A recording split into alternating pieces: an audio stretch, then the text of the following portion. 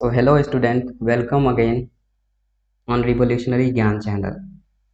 आप सभी का फिर से स्वागत है आपका अपने चैनल रिवोल्यूशनरी ज्ञान पे। तो जैसे कि हम लोग डिस्कस कर चुके थे लाइफ प्रोसेस का टॉपिक नंबर 2, जो कि क्या था, रेस्पिरेशन।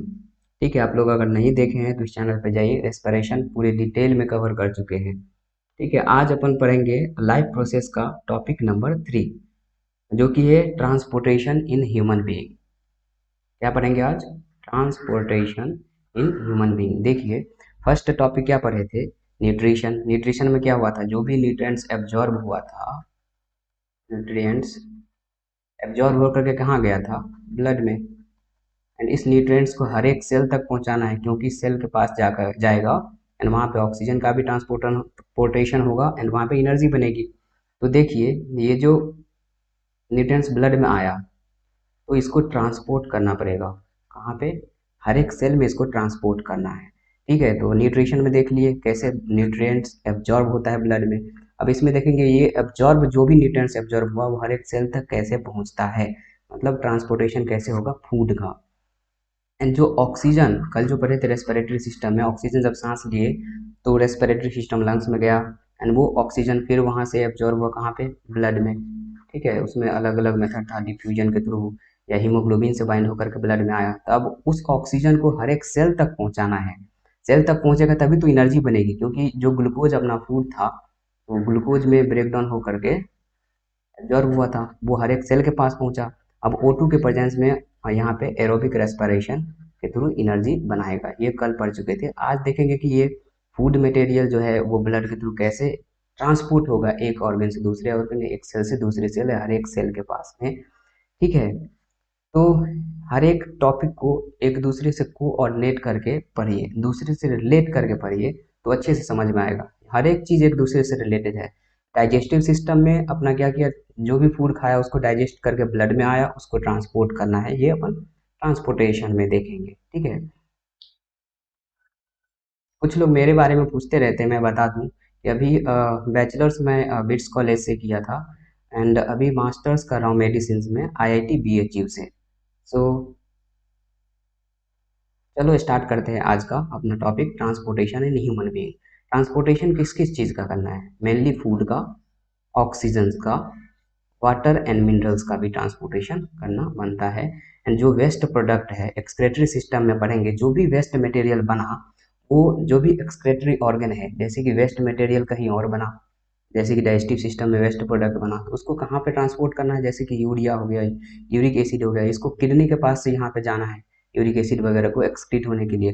तो वेस्ट प्रोडक्ट को भी ट्रांसपोर्ट करना पड़ता है एक्सक्रेटरी ऑर्गन तक, ताकि वो बॉडी से बाहर निकल पाए, जो भी हार्मफुल प्रोडक्ट है वो बॉडी से बाहर निकल पाए। तो ये न्यूट्रिशंस जो एब्जॉर्ब हुआ था उसको भी पहुंचाना है, ये ट्रांसपोर्टेशन में आ जाएगा, ट्रांसपोर्टेशन ऑफ फूड। ऑक्सीजन जो एब्जॉर्ब हुआ था लंग्स के थ्रू सांस लिए एंड लंग्स से जो ब्लड एब्जॉर्ब हुआ ब्लड में, उसको ट्रांसपोर्ट करना है। वाटर मिनरल्स का भी ट्रांसफर करना है, कहाँ पे? One part of the body to the other part of the body according to the requirement. ठीक है, ह्यूमन में जो है ना, ट्रांसपोर्टेशन सिस्टम्स के लिए एक हार्ट है, अपने अपने अंदर क्या है ट्रांसपोर्टेशन के लिए? हार्ट है, जिसको pumping systems of our body बोलते हैं। ये हार्ट क्या है? पंपिंग सिस्टम है ऑफ आवर बॉडी। दिल को लोग ऐसे ही दिल लगा लिए, दिल टूट गया, भाई साहब दिल फ्लेक्सिबल होता है, वो कभी टूटेगा नहीं, मसल्स का बना होता है, राइट। अब देखिए प्लांट में भी देखेंगे, ये तो ह्यूमन की बात हो गया, अब प्लांट में भी ट्रांसपोर्टेशन की जरूरत पड़ती है। जब वाटर का एब्जॉर्प्शन हुआ, वो जड़ से लेकर के लीफ तक पहुंचाना है। ठीक है, तो उसके लिए ट्रांसपोर्टेशन होगा। याद रखिए, प्लांट में वाटर का ट्रांसपोर्टेशन होता है जाइलम के थ्रू। देखिए, वाटर जल से जाइलम, याद रखिए, जल से जाइलम याद रखिए, याद रहेगा। एंड फूड, देखिए फूड का ट्रांसपोर्टेशन किसके थ्रू होता है? फ्लोएम के थ्रू होता है। फूड को फल याद रखिए, ऐसे फल से फ्लोएम याद रखिए, ऐसे में आपको प्रॉब्लम नहीं होगी याद रखने में। ठीक है, आगे चलते हैं। अब देखते हैं सबसे पहला topic, transportation in human being. अपने लोग में कैसे ट्रांसपोर्टेशन होता है? देखिए, ब्लड ट्रांसपोर्ट्स फूड, क्या क्या चीज़ का ट्रांसपोर्टेशन करता है मेनली? एक तो फूड का, दूसरा ऑक्सीजन एंड तीसरा वेस्ट मटेरियल एक्सक्रेटरी ऑर्गन तक ये ले जाएगा। ठीक है, अब देखिए, blood consist of fluid medium called plasma. Blood में क्या क्या रहता है? एक तो फ्लूइड मीडियम रहता है जिसको प्लाज्मा बोलते हैं। एंड उसमें जो भी सेल होता है, ब्लड सेल, जो जिसमें क्या आ जाएगा? आरबीसी आ जाएगा, डब्ल्यूबीसी आ जाएगा एंड ब्लड प्लेटलेट्स आ जाएगा। प्लेटलेट्स आ जाएगा, ये तीनों सस्पेंडेड रहता है, सस्पेंडेड इन प्लाज्मा, ये तीनों जो है ना प्लाज्मा में सस्पेंडेड रहता है। अब आरबीसीज में हीमोग्लोबिन रहता है, कल बताए थे। अभी एक मॉलिक्यूल्स ऑफ हीमोग्लोबिन जो है ना 4 मॉलिक्यूल्स ऑफ O2 से बाइंड करता है और ये जो है ना ऑक्सीजन को ब्लड में लाता है, फिर ये ट्रांसपोर्ट करता है हर एक सेल तक, ठीक है। डब्ल्यूबीसी को बोलते हैं, ये अपना नेचुरल जो है ना ये इम्यून सिस्टम में मदद करता है। डब्ल्यूबीसी कोई भी अपना जर्म्स अंदर आ गया तो उसको मारने में मदद करता है, ठीक है, अपना एंटीबॉडी बनाने में मदद करता है ये, ठीक है, हथियार है, अपने बॉडी का हथियार है। एंड तीसरा है प्लेटलेट्स, इसका काम भी आपको पता होगा, जब भी कहीं भी कट हो जाते हैं या फिर इंजरीज हो जाती है तो ब्लड को क्लॉट करने में मदद करता है, ताकि ब्लड जो है ना ज़्यादा ब्लड का लॉस ना हो। ये क्या करता है, क्लॉटिंग में मदद करता है।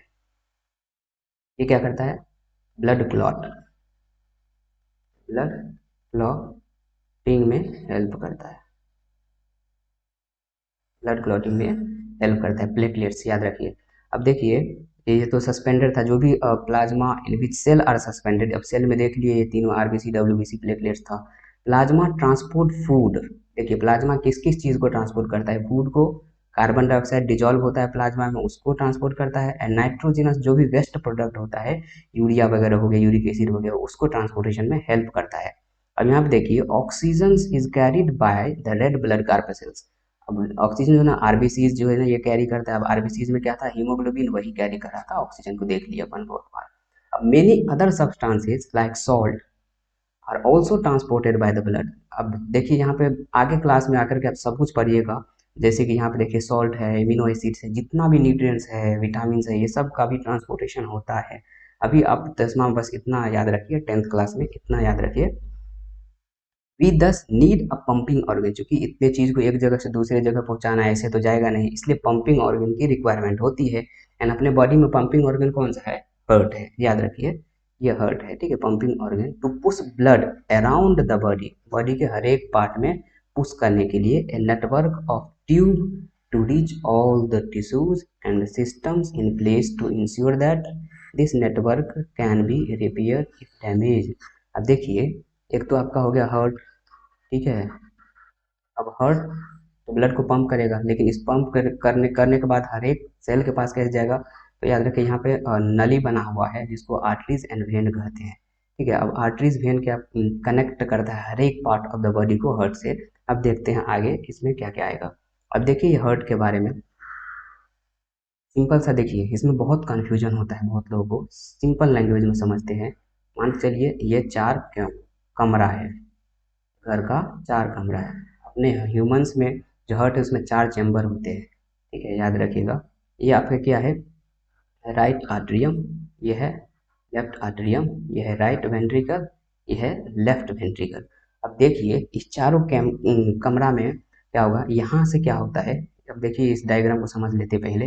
ये जो है ना अपना ये लेफ्ट वेंट्रिकल, यहाँ से लेफ्ट वेंट्रिकल से एओर्टा निकलता है, यहाँ से एओर्टा निकलता है, जो कि सबसे बड़ा आर्टरीज कहलाता है यहाँ से, ठीक है। यही यहाँ से जो ब्लड पंप होगा तो यही इसी एओर्टा में जाएगा सबसे पहले। देखिए स्टेप बाय स्टेप समझते हैं। अब ये वेना कावा है, vena cava from the upper body part, ये ऊपर से जो वेन है, देखिए एक तो सबसे पहले याद रखिए आर्टरीज जो है ना, आर्टरीज ये ऑक्सीजनेटेड ब्लड को कैरी करता है, ऑक्सीजनेटेड ब्लड को कैरी करता है। एंड वेन जो है ना ये डीऑक्सीजनेटेड ब्लड को कैरी करता है, डीऑक्सीजनेटेड ब्लड को कैरी करता है, ठीक है। एक्सेप्शन यहाँ पे है pulmonary artery and pulmonary vein, वो आगे देखेंगे। देखिए ये है वेना कावा, वेना कावा दो होता है, एक तो होता है आपका सुपेरियर वेना कावा एंड दूसरा होता है इन्फेरियर वेना कावा। सुपेरियर वेना कावा क्या होता है, बॉडी के ऊपर भाग से, बॉडी के ऊपरी हिस्सा, देखिए हार्ट का जितना, हार्ट के ऊपर जो भी हिस्सा है उससे डीऑक्सीजनेटेड ब्लड को राइट आर्टरियम में लाएगा, सुपेरियर वेना कावा। देखिए सुपेरियर वेना कावा जितना भी डीऑक्सीजनेटेड ब्लड इससे ऊपर वाले पार्ट है, ऊपर वाले बॉडी पार्ट से ये राइट आर्टरियम में लाएगा। एंड इन्फेरियर वेना कावा जो है बॉडी के निचला भाग जितना भी है उससे डीऑक्सीजनेटेड ब्लड को राइट आर्टरियम में लाएगा, ठीक है। अब राइट आर्टरियम में क्या हुआ, डीऑक्सीजनेटेड ब्लड आ गया, डीऑक्सीजनेटेड ब्लड आ गया। अब ये डीऑक्सीजनेटेड ब्लड क्या होगा, राइट वेंट्रिकल में जाएगा। फिर ये राइट वेंट्रिकल से कहाँ जाएगा, राइट वेंट्रिकल से कहाँ जाएगा, लंग्स के पास ऑक्सीजनेशन होने के लिए, ऑक्सीजनेशन के लिए राइट वेंट्रिकल से कहाँ जाएगा, लंग्स के पास जाएगा। फिर लंग्स के पास यहाँ से कौन लेकर के जाएगा, देखिए यहाँ पे आता है ये भाई साहब क्या है, यहाँ पे पल्मोनरी आर्टरीज लेके जाएगा, पल्मोनरी आर्टरीज लेके जाएगा, ठीक है, पल्मोनरी आर्टरीज। एंड लंग्स में एक बार डी ऑक्सीजनेटेड ब्लड जो है ना ऑक्सीजनेटेड हो गया, फिर लंग्स से क्या होगा, ब्लड फिर से वापस आएगा कहाँ पे, लेफ्ट आर्टरियम में, ठीक है। ये लेकर के कौन आएगा, पल्मोनरी वेन, ये पल्मोनरी वेन लेके आएगा। देखिए पल्मोनरी वेन ऑक्सीजनेटेड ब्लड को ला रहा है, जबकि वेन का काम क्या था, डीऑक्सीजनेटेड ब्लड, इसलिए एक्सेप्शन दो है, generally all arteries carries oxygenated blood but pulmonary arteries carries deoxygenated blood. चूंकि राइट आर्टरियम में बॉडी के ऊपर भाग से या नीचे भाग से डीऑक्सीजनेटेड ब्लड आया था, वो राइट वेंट्रिकल में गया, एंड राइट वेंट्रिकल में डीऑक्सीजनेटेड ब्लड कहाँ जाएगा, लंग्स में ऑक्सीजनेशन के लिए। फिर अगर एक बार ऑक्सीजनेशन हो गया, चूंकि सांस लिए ऑक्सीजन अंदर आया, ये डीऑक्सीजनेटेड ब्लड में कार्बन डाइऑक्साइड था, वो क्या होगा, बाहर हो जाएगा एंड ऑक्सीजन को अंदर ले लेगा हीमोग्लोबिन में बाइंड होकर के। फिर ये ये लेफ्ट आर्टरियम में आएगा, किसके थ्रू, पल्मोनरी वेन के थ्रू, ठीक है, समझ में आ गया। अब फिर ये ब्लड क्या होगा, लेफ्ट वेंट्रिकल में आएगा। अब ये लेफ्ट वेंट्रिकल में जैसे ही आया तो ये पूरे बॉडी में यहाँ से इसके पंप कर देगा, जो ऑक्सीजनेटेड ब्लड यहाँ पे आया ये पूरे बॉडी में फिर पंप होगा, ये आर्टरीज के थ्रू पूरे बॉडी में फैल जाएगा। आपको समझ आ गया होगा। देखिए सुपेरियर वेना कावा है, बॉडी के ऊपर पार्ट से लाया, ये इन्फेरियर वेना कावा है जो बॉडी के नीचे पार्ट से डीऑक्सीजनेटेड ब्लड यहाँ पे लाएगा। अब ये देखिए पल्मोनरी आर्टरीज है, पल्मोनरी आर्टरीज कहाँ से आ रहा होगा, कहाँ से आ रहा होगा, लंग्स से आ रहा होगा। देखिए नहीं, ये पल्मोनरी आर्टरी जो है ना लंग्स की तरफ जा रहा होगा, ठीक है। ये क्या करेगा, ब्लड को, डीऑक्सीजनेटेड ब्लड को कहाँ ले जाएगा, लंग्स में ले जाएगा, लंग्स में ले जाएगा। ये आपका क्या है, लेफ्ट आर्टरियम है, देख लिया, ये लेफ्ट वेंट्रिकल है। क्योंकि लेफ्ट वेंट्रिकल को जब कॉन्ट्रैक्ट होता है तो ये पूरे बॉडी में ब्लड को पहुंचाता है, इसलिए इसका वॉल जो है ना बहुत ज़्यादा ठीक होता है, लेफ्ट वेंट्रिकल का वॉल बहुत ठीक होता है, याद रखिए एग्जाम में क्वेश्चन पूछा जाता है। ये आपका राइट वेंट्रिकल था, देख लिए वहाँ पे, ठीक है। ये सेप्टम है, सेप्टम जो डिवाइड करता है दोनों पार्ट को, इसको लेफ्ट एंड राइट को जो डिवाइड करता है उसको सेप्टम बोलते हैं। चलिए आगे चलते हैं। अवर पंपिंग, देखिए वही सब लिखा गया है जो अपन पढ़े यहाँ पे। The heart is a muscular organ which is as big as our fist, मुट्ठी के बित्ता, वो भी बड़ा है, ठीक है। Because both oxygen and carbon dioxide जो है ना वो दोनों ट्रांसपोर्ट हो रहा है इस ब्लड में, इसलिए दोनों को, हार्ट हैज डिफरेंट चैम्बर, अलग अलग चैम्बर है, to prevent the oxygen rich blood from oxygenated and deoxygenated blood, एक दूसरे से मिक्स ना हो जाए, इसलिए उसको अलग अलग करने के लिए बॉडी में अलग 4 चैम्बर है, इसमें हार्ट में 4 चैम्बर बना हुआ है। The carbon dioxide rich blood has to reach the lungs, जो भी कार्बन डाइऑक्साइड जो डीऑक्सीजनेटेड ब्लड है वो लंग्स तक जाएगा, और the carbon dioxide to be removed, carbon dioxide हटा देगा, एंड ऑक्सीजनेटेड ब्लड जो है ना लंग्स से फिर उसको वापस लाएगा कहाँ पे, हार्ट में। फिर क्या होगा, this oxygenated rich, oxygen rich blood यानी कि ऑक्सीजनेटेड ब्लड क्या होगा, पंप कर देगा पूरे बॉडी में, rest of the body part में। We can follow this process step by step, right. अब देखिए oxygen rich blood from the lungs comes to the thin walled upper chamber of the heart on the left, the left atrium. देखिए ये आपको समझा चुके हैं पिछले वाले में, एक बार और देख लेते हैं, रैपिडली देख लेते हैं। ये 4 चैम्बर था, ये right atrium, left atrium, right ventricle and left ventricle. देखिए लेफ्ट आर्टरियम में क्या क्या खुल रहा था, याद रखिए, सुपेरियर वेना कावा, इन्फेरियर वेना कावा, ये बॉडी के ऊपर पार्ट से लाएगा, ये बॉडी के नीचे पार्ट से डीऑक्सीजनेटेड ब्लड आएगा। एक बार इसमें ब्लड भर गया, फिर ये क्या करेगा, रिलैक्स करेगा, ये कॉन्ट्रैक्ट करेगा, कॉन्ट्रैक्ट करेगा तो ये ब्लड कहाँ पे आ जाएगा, यहाँ राइट वेंट्रिकल में। फिर से यहाँ से क्या निकलता है, पल्मोनरी आर्टरीज निकलता है, जो कि कहाँ तक ले जाएगा, ये लंग्स तक। ये चार्ट आगे देखेंगे। डबल सर्कुलेशन क्यों कहते हैं, क्योंकि एक बार ब्लड हार्ट में गया, फिर लंग्स में गया, फिर से हार्ट में आया, फिर पूरे बॉडी में फैला, 2 बार काम हो रहा है ना पूरा, इसलिए डबल सर्कुलेशन बोलते हैं इसको, ठीक है। यहाँ आ गया, फिर से ये लंग्स में जाएगा, लंग्स में ऑक्सीजनेटेड हुआ, अब ऑक्सीजनेटेड ब्लड कहाँ पे आएगा, लेफ्ट आर्टरियम में, पल्मोनरी वेन के थ्रू, ठीक है। अब ये ऑक्सीजनेटेड ब्लड लेफ्ट वेंट्रिकल में गया, अब ये लेफ्ट वेंट्रिकल भाई साहब क्या करेगा, पूरे बॉडी में इसको फैला देगा, पूरे बॉडी में फैला देगा, इसलिए लेफ्ट वेंट्रिकल को ज़्यादा पावर लगाना पड़ता है पूरे बॉडी में फैलाना है, इसलिए इसका वॉल जो है ना ठीक होता है, इसका वॉल बहुत ज़्यादा ठीक होता है। यही सब दिया गया है इसमें। देखिए रिलैक्स कब हुआ, कब कॉन्ट्रैक्ट हुआ। देखिए इसमें जब ब्लड भर गया तो क्या होगा, ये कॉन्ट्रैक्ट हुआ, कॉन्ट्रैक्ट हुआ तो क्या होगा, यहाँ एक वाल्व होते हैं वो ओपन हो जाते हैं, ये रिलैक्स होगा, जब ये कॉन्ट्रैक्ट होगा तो ये रिलैक्स होगा, तो इसका ब्लड पूरा इसमें आ जाएगा। ठीक है, यही पूरा दिया गया है यहाँ पे। याद रखिए ventricle have to pump blood into various organ, they have thicker muscular wall than the atria. ये बोल रहा है वेंट्रिकल को पूरे बॉडी में पहुंचाना रहता है ना, देखिए ना ये वेंट्रिकल है, इसको पूरे बॉडी में पहुंचाना था, इसलिए उसका वॉल जो है ना थिक होता है, ये चीज़ यहाँ पे दिया गया है। अब देखिए डबल सर्कुलेशन क्या होता है, अभी आप लोग समझ चुके हैं, रैपिडली देख लेते हैं। ये देखिए ये वेना कवा है, ये ब्लड यहाँ पे लाया, राइट। ये देखिए फ्रॉम द, ये पूरा बॉडी से, बॉडी के निचले भाग से ये ऊपरी भाग से लाया, अब यहाँ तक गया। अब ये देखिए पल्मोनरी आर्टरीज है, ये क्या करेगा, डीऑक्सीजनेटेड ब्लड को कहाँ ले जाएगा, लंग्स में। लंग्स का कैपिलरी जो है ना, वहाँ पे ऑक्सीजन का ट्रांसपोर्टेशन होगा, ऑक्सीजन ब्लड में आ जाएगा। तो जो डीऑक्सीजनेटेड ब्लड था, मतलब जो ऑक्सीजन की कमी थी, जिसमें कार्बन डाइऑक्साइड था, कार्बन डाइऑक्साइड दे देगा, बोलेगा जा तू पहले फुर्सत में निकल, एंड उसके बाद क्या करेगा, ये ऑक्सीजन ले लेगा, तो ये ऑक्सीजनेटेड ब्लड में कन्वर्ट हो गया। अब ये क्या करेगा, पल्मोनरी वेन के थ्रू फिर से वापस आएगा, कहाँ पे, कहाँ पे, लेफ्ट आर्टरी में। ठीक है, फिर वो जब कॉन्ट्रैक्ट करेगा तो ये ब्लड कहाँ पे आएगा, यहाँ पे वाल्व होता है, ये ओपन होगा, तो ये कहाँ जाएगा, लेफ्ट वेंट्रिकल में, एंड फाइनली ये पूरे बॉडी में ट्रांसपोर्ट कर देगा, आर्टरीज के थ्रू ये पूरे बॉडी में फैल जाएगा। देखिए इसलिए बोलते हैं डबल सर्कुलेशन, एक बार यहाँ पे गया, फिर इसको ट्रांसपोर्ट किया लंग्स में, लंग्स में ऑक्सीजनेटेड हुआ, फिर वापस आया, फिर पूरे बॉडी में भेजा, इसलिए डबल सर्कुलेशन बोलते हैं इसको।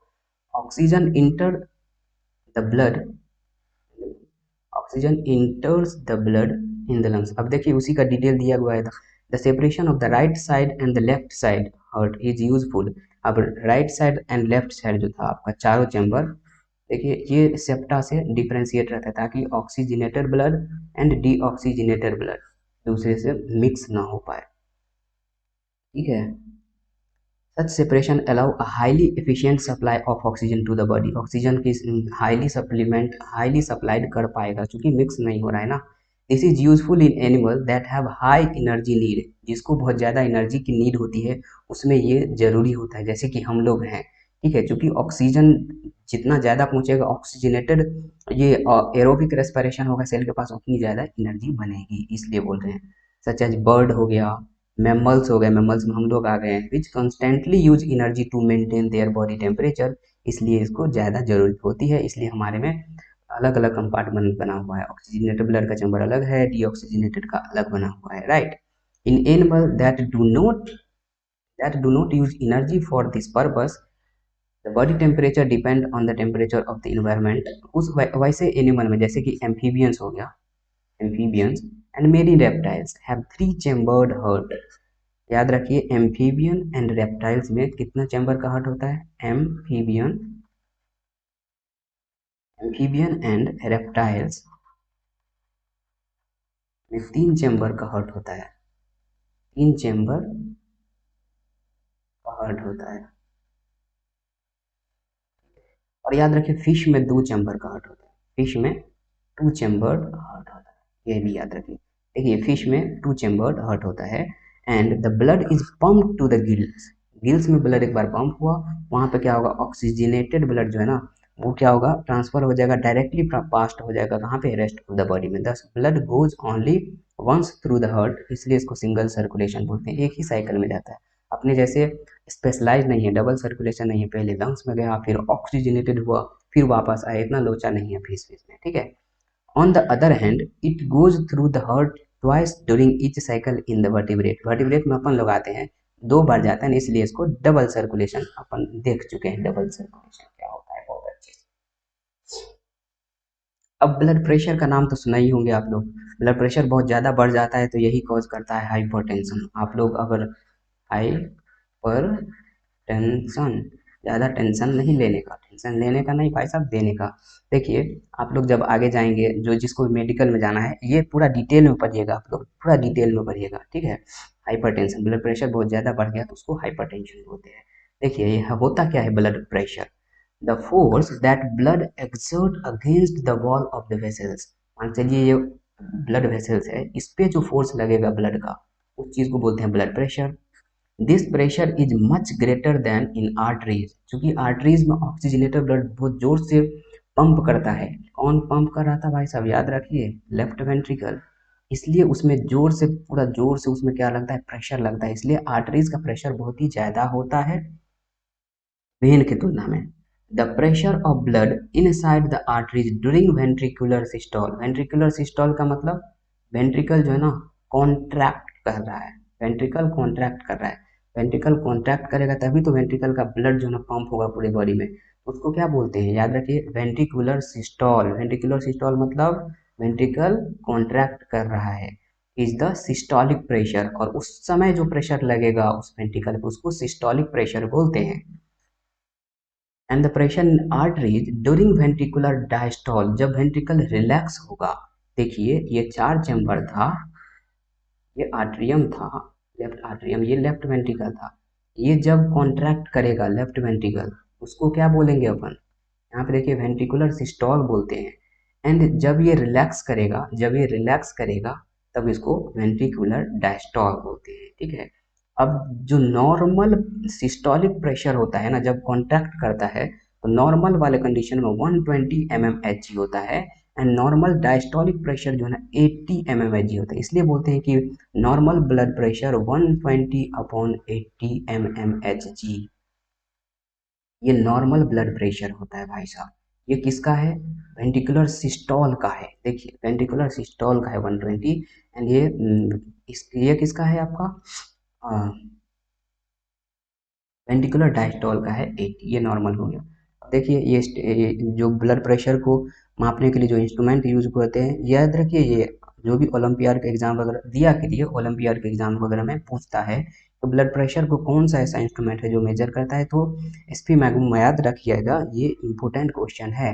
स्फीमोमैनोमीटर, स्फीमोमैनोमीटर का यूज करते हैं ब्लड प्रेशर को मेजर करने के लिए। हाई ब्लड प्रेशर जो है ना उसको हाइपरटेंशन बोलते हैं, अपन देख चुके हैं। और ये क्यों होता है, it is caused by the contraction of the arteriole. Arteriole का कॉन्ट्रेक्शन होता है जिसके कारण क्या होता है, रेजिस्टेंट टू ब्लड फ्लो, जो ब्लड स्मूथली फ्लो हो रहा था वो नहीं होगा, जिसके कारण ये डैमेज वगैरह भी हो जाता है। यहाँ पे देख लिया अपन ब्लड प्रेशर एंड हाइपरटेंशन। देखिए अब ब्लड वेसल्स के बारे में देखते हैं, ब्लड वेसल्स के बारे में देखते हैं। आर्टरीज क्या होता है, arteries are the vessels which carries blood away from the heart, heart से दूर ले जाता है, मतलब ऑक्सीजनेटेड ब्लड को नॉर्मली ये कैरी कर रहा होगा। Since the blood emerge from the heart under high pressure, इसलिए arteries have thick and elastic wall, क्योंकि प्रेशर ज़्यादा लगाना पड़ता है, ज़्यादा ही लगता है इस आर्टरीज में, इसलिए उसका वॉल जो है ना थिक होता है एंड इलास्टिक होता है। वेन कलेक्ट करता है blood from the different organ and bring it back to the heart. देखिए ना, superior vena cava and inferior vena cava से पूरे ब्लड, डीऑक्सीजनेटेड ब्लड पूरे बॉडी से वहाँ पे गया था, तो उसको उतना ये प्रेशर झेलना नहीं पड़ता, इसलिए उसका वॉल जो है थिन होता है। एंड उसके वॉल में याद रखिएगा, वेन में वाल्व प्रेजेंट होते हैं, वी से भी याद रखिएगा, वेन में वाल्व प्रेजेंट होते हैं, आर्टरीज में वाल्व नहीं होते, वेन में वाल्व प्रेजेंट रहते हैं, वाल्व प्रेजेंट रहते हैं भाई साहब, याद रखिए। They do not need thick wall, देख चुके हैं द ब्लड, क्योंकि no longer under the pressure, instead they have valve, vein के पास वाल्व होते हैं जो इंश्योर करे बैक फ्लो ना हो ब्लड का बैक फ्लो ना हो, ओनली वन डायरेक्शन में फ्लो हो। ऑन रीचिंग एन ऑर्गन और टिश्यूज, द आर्टरीज जो है डिवाइड करता है स्मॉलर एंड स्मॉलर वेसल्स में to bring the blood in the contact with the individual cell. जो आर्टरीज होगा तो जैसे जैसे जाएगा वो स्मॉलर स्मॉलर स्मॉलर स्मॉलर में कन्वर्ट हो जाएगा, जो ब्लड कैपिलरीज कहते हैं, वो हर एक सेल के पास में जाएगा, हर एक सेल के पास में पहुंचाना है उसको ब्लड, ब्लड के थ्रू ऑक्सीजन को, तो ये इसको कैपिलरी बोलते हैं। फिर ये कैपिलरी मिल करके वेन बना लेगा, ठीक है। The smallest vessels have wall which are one cell thick, एक सेल के जितना वो थिक होता है, इसको कैपिलरी बोलते हैं, ठीक है। अब exchange of material between the blood and the surrounding sale tax place across this thin wall. अब देखिए यही कैपिलरी में ही एक्सचेंज होगा, क्योंकि इसका वॉल बहुत ही पतला है एंड सेल के डायरेक्ट कांटेक्ट में भी है, ये ऑक्सीजन इसको दे देगा, ऑक्सीजन दे देगा, सेल के पास जो भी एक्स्ट्रा, जो भी वेस्ट मटेरियल बना होगा वो ले लेगा, फिर से ये एक्सक्रेटरी ऑर्गन के पास भी जाता है ये ब्लड, आगे एक्सक्रेटरी सिस्टम में देखेंगे। द कैपिलरी देन ज्वाइन, उसके बाद वो कैपिलरी ज्वाइन करके वेन बना लेता है भाई साहब, that convey the blood away from the organ और टिश्यू, ऑर्गन या टिश्यू से दूर कहाँ पे भेजता है वो, हार्ट में फिर से वापस भेजेगा। अब देखिए प्लेटलेट्स का काम क्या है, ये तो कभी आप इंजरीज वगैरह हो जाए, कहीं पे कट फट जाए तो उस कंडीशन में ब्लड का लॉस ना हो, तो वहाँ पे क्या प्लेटलेट्स का इम्पोर्टेंट रोल आ जाता है, ये ब्लड क्लॉट करवाता है, ब्लड क्लॉटिंग में हेल्प करता है। टू अवॉइड दिस, मतलब इंजरी को अवॉइड करने के लिए, बचाने के लिए, तब ब्लड लॉस ना हो उसको अवॉइड करने के लिए, blood has a platelet cell, जो क्या करता है सर्कुलेट अराउंड द बॉडी, हर एक बॉडी के हर एक पार्ट में सर्कुलेट होते रहता है, एंड वो क्या करेगा प्लग कर लेगा जो भी लीक रहे, जैसे कि इंजरी हो गया, इसमें लीक कट लग गया, तो वहाँ पे क्या होगा ये क्लॉट बना लेगा, जो कि हेल्प करता है ब्लड लॉस से बचाने में, ब्लड लॉस नहीं होने देगा, ये ब्लड लॉस नहीं होने देगा, ठीक है। अब लिम्फ याद रखिए, ब्लड के जैसा भी लिम्फेटिक सिस्टम होता है, आगे डिटेल में आप पढ़िएगा आगे वाले क्लास में, ठीक है। ये भी अनदर टाइप ऑफ फ्लूइड है, ऑल्सो इन्वॉल्व इन ट्रांसपोर्टेशन, ये भी ट्रांसपोर्टेशन में इन्वॉल्व होता है। दिस इज कॉल्ड लिम्फ और टिश्यूज फ्लूइड, इसको लिम्फ बोलते हैं या tissue fluid. Through the pore present in the wall of capillary, capillary के वॉल में कुछ पोर प्रेजेंट होते हैं, तो कुछ अमाउंट ऑफ प्लाज्मा जो है ना, ब्लड प्लाज्मा वो, एंड प्लाज्मा का प्रोटीन जो है ना वो, एंड कुछ ब्लड सेल्स वो स्केप हो जाते हैं इंटरसेलुलर स्पेस में, इंटरसेलुलर का दो सेल के बीच वाला स्पेस, ये इंटरसेलुलर, इंट्रा, इंटर मतलब दो सेल के बीच वाला, दो सेल के बीच वाला जगह इंटरसेलुलर, एंड इंट्रा अगर बोला जाता ना, इंट्रा इंट्रा सेलर मतलब सेल के अंदर की बात हो रही है, तो इंटरसेलर स्पेस में यहाँ पे क्या हो रहा है, escape into the intercellular space. It is similar to the plasma, ये प्लाज्मा के जैसा ही होता है of the blood but colourless, याद रखिए ब्लड में ब्लड जो है ना वो कलर्ड होता है, रेड कलर का होता है due to the presence of, बताइएगा आप लोग कमेंट सेक्शंस में ब्लड का कलर रेड क्यों होता है, किसके प्रेजेंस के कारण होता है, ठीक है। जब लिम्फ याद रखिए कलरलेस होता है, एंड कंटेन लेस प्रोटीन, इसमें उतना प्रोटीन रहते नहीं है, ठीक है।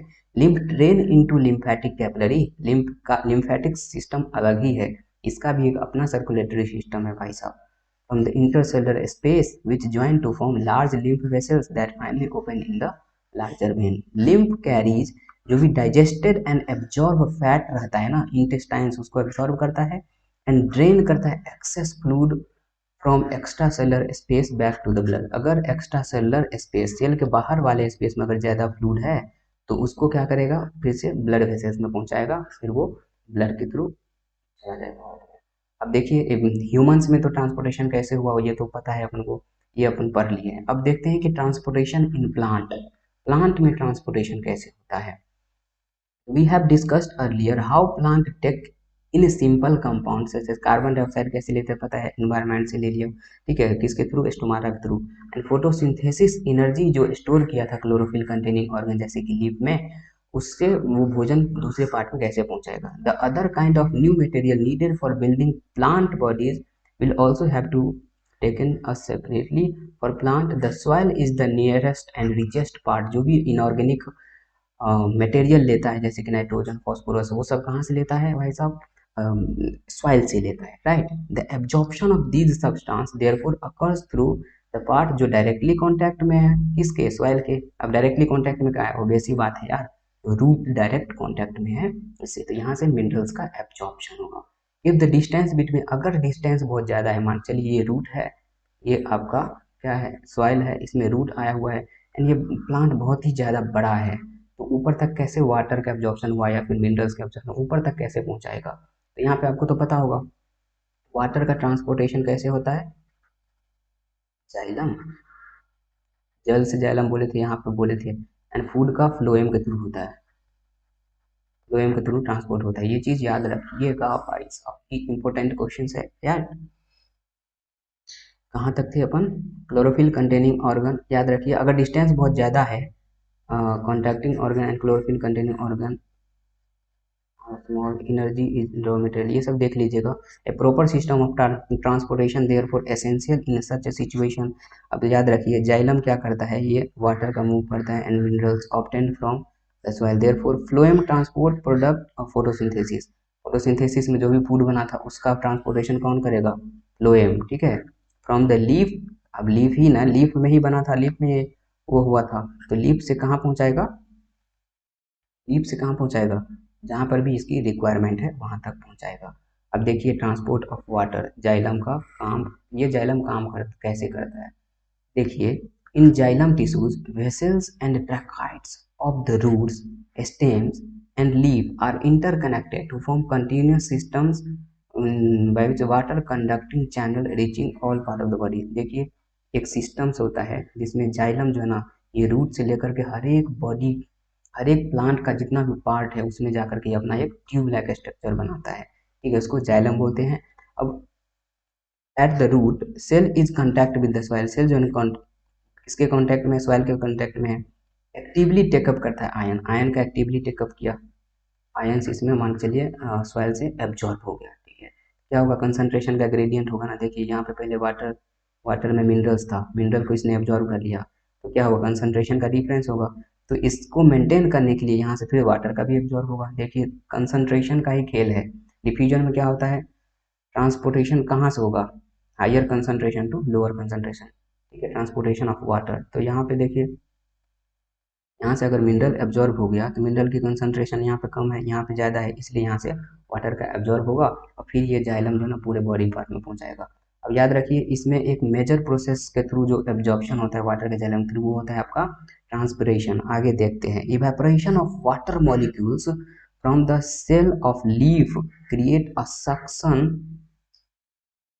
देखिए जो लीफ होता है ना, लीफ, लीफ से इवेपोरेशन होता है, उसको ट्रांसपैरेशन बोलते हैं। अगर एरियल पार्ट से इवेपोरेशन हो रहा है वाटर का, क्या करेगा, इवेपोरेट हुआ तो वो एक सक्शन प्रेशर क्रिएट करता है, ऊपर से वाटर निकल रहा है एंड नीचे वो सक्शन प्रेशर के थ्रू क्या होगा, जाइलम के थ्रू वाटर ऊपर जाएगा, वाटर ऊपर जाएगा, ये सक्शन फोर्स एक तरीके से लगाता है। The loss of water in the form of vapour from the aerial part, plant का जो ऊपर वाला पार्ट है वहाँ वेपर के फॉर्म में लॉस हो रहा है वाटर, उसको क्या बोलते हैं अपन, ट्रांसपायरेशन। याद रखिए ये इंपॉर्टेंट पॉइंट है, ट्रांसपिरेशन क्या था, transpiration is the process by which the water is evaporate out from the aerial part of the plant, जिसके कारण क्या होगा, एक सक्शन फोर्स लगेगा जिसके थ्रू वाटर एब्जॉर्ब होगा जाइलम के थ्रू, ठीक है। अब देखिए transports of water in the xylem, xylem कैसे होगा, 10 ट्रांसपायरेशन जो है ना ये हेल्प करता है in the absorption and upward movement of water and minerals dissolve in it, मतलब जो भी सॉइल में डिजॉल्व होगा वो ऊपर तक ले जाएगा, ठीक है। It also help in the temperature regulation. देखिए यहाँ से क्या हुआ, यहाँ से वाटर जो है वेपर के फॉर्म में इवेपोरेट हुआ, वेपर इवेपोरेट हुआ तो क्या होगा, निचले पार्ट से ये वाटर को नीचे लाएगा, फिर से इवेपोरेट होगा तो एक सक्शन फोर्स क्रिएट करता है जो कि हेल्प करता है वाटर को ऊपर तक पहुंचाने के लिए, right. The effect of root pressure, याद रखिए the effect of root pressure in transport of water is more important at night. याद रखिए ये नीट का क्वेश्चन से पूछा था शायद 2020 के एग्जाम में, कि नाइट में जो है ना वाटर कैसे ऊपर जाता है, तो याद रखिए नाइट में रूट प्रेशर जो है ना मेजर प्रोसेस होता है, नाइट में रूट प्रेशर, कि नाइट में तो वाटर का इवेपोरेशन हो नहीं रहा है, उतना इन्वायरमेंट का टेम्परेचर नहीं बढ़ा है, सनलाइट नहीं है, ठीक है। जबकि डे टाइम में ट्रांसपायरेशन जो है ना ये मेजर प्रोसेस होता है, ट्रांसपायरेशन वाटर वेपर्स का निकलना, वो निकल गया मतलब सक्शन प्रेशर लगाएगा एंड ये सक्शन प्रेशर से वाटर को ऊपर तक पहुंचाएगा, ठीक है, समझ में आ गया। देखिए transportation of food and other substance, food and other substance का ट्रांसपोर्टेशन कैसा होता है, देखिए इसमें भी now let us consider how the product of metabolic process, जो भी मेटाबॉलिक प्रोसेस जैसे कि फोटोसिंथेसिस हो रहा था उस प्रोसेस को लीफ से दूसरे पार्ट में कैसे पहुंचाएंगे, इस transport of soluble product of photosynthesis is called translocation. देखिए ट्रांसपिरेशन वाटर वेपर का निकलना था एंड ट्रांसलोकेशन, ट्रांसलोकेट कर रहा है, ट्रांसलोकेशन फूड का एक जगह से दूसरी जगह तक जाना, फूड को एक जगह से लेकर के दूसरी जगह तक पहुंचाया, एक पार्ट से लेकर के दूसरी पार्ट, जैसे कि फूड जो है ना कहाँ पे बना था भाई साहब, फोटोसिंथेसिस लीफ में हुआ था, मान के चलिए लीफ से ये कहाँ पहुंचाया, लीफ से स्टेम में पहुंचाया, ठीक है, स्टेम में पहुंचाया, स्टेम में पहुंचाया, ये ट्रांसलोकेशन हो गया, याद रखिए ट्रांसलोकेशन ही होगा, ठीक है। And it occurs in the part of the vascular tissue known as phloem. अब ये देखिए ट्रांसलोकेशन किस में हो रहा है, क्योंकि फूड का ट्रांसफर किसके थ्रू होगा, बताए थे आपको, फ्लोएम के through. Besides the product of photosynthesis the phloem transport amino acid भी ट्रांसपोर्ट करता है एंड अदर सब्सटेंस भी ट्रांसपोर्ट कर सकता है, according to their requirement they transport from one part to the another part of the, these substance are specially delivered to the storage organ. अब देखिए leaf में खाना बना था, भोजन बना था, अब मान चलिए उसको स्टोर होना है रूट में, तो वहां तक पहुंचाएगा कौन, फ्लोएम ही पहुंचाएगा, ठीक है। The translocation of food and other substance takes place in the sieve tube which help in the adjacent companion both upward and downward. देखिए अब ये फूड जो है ऊपर के साइड भी जा सकता है, नीचे के साइड भी जा सकता है, ठीक है, तो दोनों साइड ये फ्लोएम ले जाता है फूड को, ठीक है। Unlike transport in xylem, which can be largely explained by simple physical process के थ्रू देखे थे उसमें, the translocation in phloem is achieved by utilizing energy। Translocation के लिए कभी कभी एनर्जी की रिक्वायरमेंट भी होती है, एनर्जी। देखिए वाटर का एब्जॉर्प्शन तो सिंपल डिफ्यूजन के थ्रू भी हुआ था, higher concentration to lower concentration में गया था वहाँ पे, ठीक है, लोअर कंसंट्रेशन टू गया था मटेरियल लाइक सुक्रोज। याद रखिए अब सुक्रोज का ट्रांसलोकेशन जो है ना एनर्जी डिपेंडेंट है, इसमें एटीपी खर्च करेगा प्लांट, तभी एक जगह से दूसरी जगह तक ले जाएगा, तो याद रखिए इंपोर्टेंट क्वेश्चन हो गया। सुक्रोज को ट्रांसफर करने के लिए एटीपी की जरूरत होती है। This increase the osmotic pressure of the tissues causing water move into it. This pressure moves the material in phloem to tissues which have less pressure. जहाँ पे कम प्रेशर है, देखिए ज्यादा प्रेशर से कम प्रेशर की ओर यहाँ पे मूव होगा आपका food. This allow the phloem to move material according to the plant need. Plant को कहाँ कब किस चीज की जरूरत है, फूड को ज्यादा जरूरत है, तो उसके हिसाब से देखिए क्या होगा, जो स्प्रिंग सीजन होता है ना उसमें शुगर स्टोर रहता है रूट में और स्टेम में, टिश्यूज में, would be transported to the bird, क्योंकि उसको एनर्जी की रिक्वायरमेंट है ग्रो के लिए, इसलिए वहाँ पे ट्रांसपोर्ट हो जाएगा। तो उम्मीद करते हैं कि आप लोग को समझ में आया होगा, ये ट्रांसपोर्टेशन पूरा शुरू से अंत तक पूरा डिटेल में देख लिया, आपका हर एक एक क्वेश्चन बन जाएगा, इससे बाहर एक क्वेश्चन नहीं जाएगा, पूरा एनसीईआरटी का निचोड़ था ये, पूरा एनसीईआरटी से ही हम पढ़ाए हैं ये unit. And thanks for watching. अगर आपको लगता है कि ये वीडियो हेल्प किया, आपका कंसेप्ट क्लियर किया, तो चैनल को सब्सक्राइब करिए, बेल आइकन को दबाइए, ताकि अभी जो हम वीडियो रेगुलर अपलोड करने वाले हैं उसका नोटिफिकेशन आपके पास जाए एंड अभी अपने एग्जाम को फोड़े, आराम से फोड़े, ठीक है। एंड बाकी कमेंट करिए, जो भी आपका क्वेरीज है कमेंट करिए, आपको कुछ पूछना है लाइफ रिलेटेड, कैरियर रिलेटेड, जिस तरीके का भी क्वेश्चन हो, आपके कैरियर रिलेटेड क्या पढ़ना है क्या नहीं पढ़ना है, आगे कौन सा क्या चूज करना है, लाइफ में क्या करना है, उससे रिलेटेड अगर कुछ पूछना हो तो आप व्हाट्सएप कर सकते हैं, कॉल कर सकते हैं, टेक्स्ट मैसेज कर सकते हैं इस नंबर पे, ठीक है। बाकी आपको पता है हमारे बारे में, मैं अभी आईआईटी बीएचयू से मास्टर्स कर रहा हूँ मेडिसिन में भाई साहब, मास्टर इन मेडिसिन। बाकी आपको अगर किसी भी चीज़ की ज़रूरत हो तो आप इस नंबर पे कर दो। हाँ अगर ये पीपीटी आपको चाहिए, ये नोट्स चाहिए पीडीएफ के फॉर्म में, तो आप इस नंबर पे व्हाट्सएप करिए, मैं आपको ये नोट्स शेयर कर दूंगा। तो thank you once again, bye bye, take care.